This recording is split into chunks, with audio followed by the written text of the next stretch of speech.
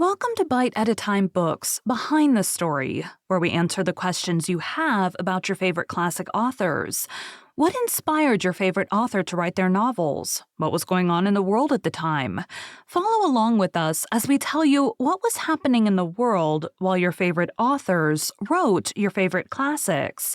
My name is Bree Carlile, and I love to read and wanted to share my passion with listeners like you. If you enjoy our show, be sure to follow us so you get all the new episodes. We would also love for you to drop us a rating on your favorite podcast platform and share our show with your friends.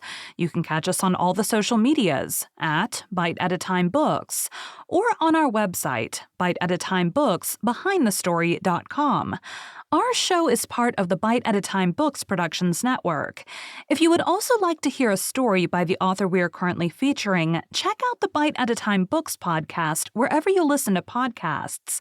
Right now, we are reading the Anne of Green Gables series. Today we will be talking about Lucy Maud Montgomery's later life. In 1925, Ewan MacDonald became estranged from his flock when he opposed his church joining the United Church of Canada, and was involved in an incident when he nearly ran over a Methodist minister who was promoting the Union. Montgomery, as the minister's wife, had been a prominent member of the Leaksdale community, and had been a much-loved figure who organized community events. Rubio wrote the people of Leaksdale liked the Reverend MacDonald but loved Montgomery. At the same time, she complained in her diary her husband had a medieval mind when it came to women as to him. A woman is a thing of no importance intellectually, the plaything and servant of man, and couldn't possibly do anything that would be worthy of a real tribute. In 1926, the family moved into the Norval Presbyterian Charge in present-day Halton Hills, Ontario, where today the Lucy Maud Montgomery Memorial Garden can be seen from Highway 7. In 1934, Montgomery's extremely depressed husband signed himself into a sanatorium in Guelph. After his release, the drugstore gave Montgomery a blue pill intended to treat her husband's depression that was accidentally laced with insecticide, a mistake on the part of the drugstore clerk that almost killed him. The Reverend MacDonald became notably paranoid after this incident as his mental health continued to deteriorate. In 1933, Montgomery published Pat of the Silver Bush, which reflected a move towards more adult stories for young people. Unlike Anne, with her sense of optimism and vibrancy, Pat is a queer, moody girl who is noted for being a loner. Pat's best friend, Elizabeth Betts Wilcox, dies of the Spanish flu, giving the book a darker tone than Montgomery's previous books. In a letter to a fan in 1934 who complained about the dark mood of Pat of the Silver Bush, Montgomery replied, "I gave Anne my imagination and Emily Starr my knack for scribbling, but the girl who is more myself than any other is Pat of the Silver Bush. Not externally, but spiritually she is I." Pat's deep attachment to the countryside of Prince Edward Island, especially her family farm, Silver Bush, mirrored Montgomery's own attachment to the countryside of her home province and the farm that she grew up on. In 1935, upon her husband's retirement, Montgomery moved to Swansea, Ontario, a suburb of Toronto, buying a house which she named Journey's End, situated on Riverside Drive along the east bank of the Humber River. Montgomery continued to write, and, in addition to writing other material, returned to writing about Anne after a 15-year hiatus, filling in previously unexplored gaps in the chronology she had developed for the character. She published Anne of Windy Poplars in 1936 and Anne of Ingleside in 1939. Jane of Lantern Hill, a non-Anne novel, was also composed around this time and published in 1937.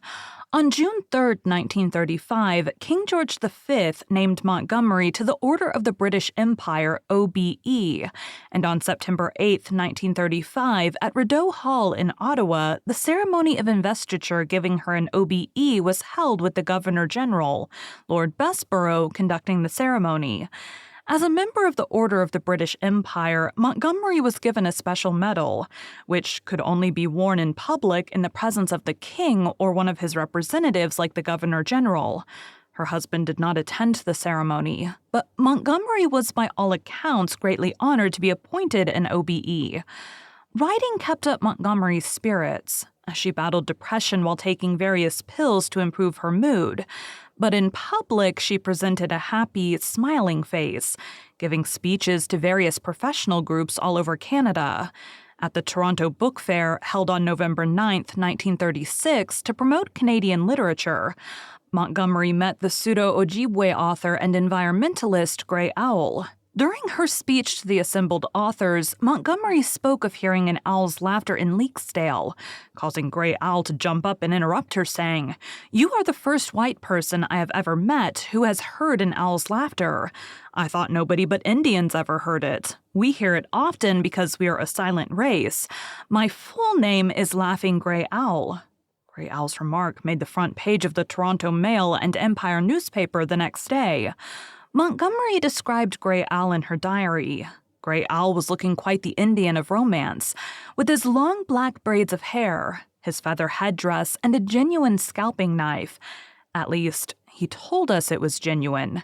Montgomery liked Grey Owl's speech the same evening, stating Canada's greatest asset in her foreign lands, saying that most Canadians were too proud of skyscrapers on Yonge Street, rather than the natural resources we are destroying as fast as we can.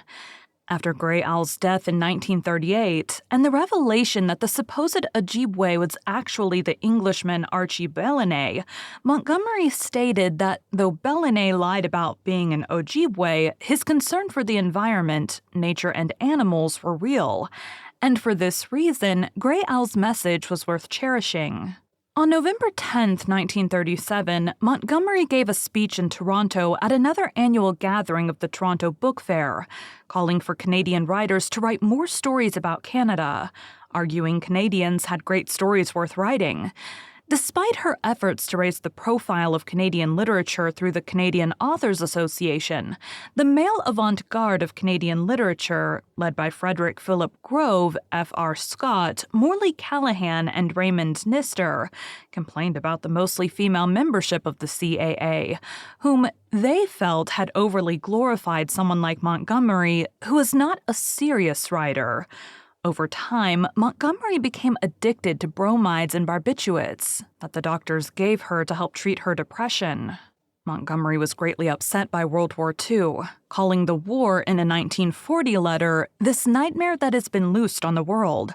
Unfair that we should have to go through it again." In her only diary entry for 1941, Montgomery wrote on July 8, 1941, "Oh God, such an end to life, such suffering and wretchedness." On December 28, 1941, Montgomery wrote to a friend, "This past year has been one of constant blows to me. My oldest son has made a mess of his life and his wife has left him. My husband's nerves are even worse than mine. I have kept the nature of his attacks from you for over 20 years, but they have broken me at last. I could not go out to select a book for you this year. Pardon me. I could not even write this if I had not been a hypodermic. The war situation kills me along with many other things. I expect conscription will come in and they will take my second son, and then I will give up all effort to recover because I shall have nothing to live for." In 1940, the Canadian Prime Minister William Lyon Mackenzie King introduced conscription under the National Resources Mobilization Act, but with the caveat that conscripts could only be used in the defense of North America, and only volunteers would be sent overseas. Mackenzie King scheduled a referendum for April 27, 1942, to ask the voters to release him from his promise to only send volunteers overseas, which Montgomery alluded to in her letter mentioning conscription will come in. In her last entry in her diary on March 23, 1942, Montgomery wrote, "Since then, my life has been hell, hell, hell. My mind is gone. Everything in the world I lived for has gone. The world has gone mad. I shall be driven to end my life. Oh God, forgive me. Nobody dreams of what my awful position is." In the last year of her life, Montgomery completed what she intended to be a 9th book featuring Anne, titled The Blythes Are Quoted.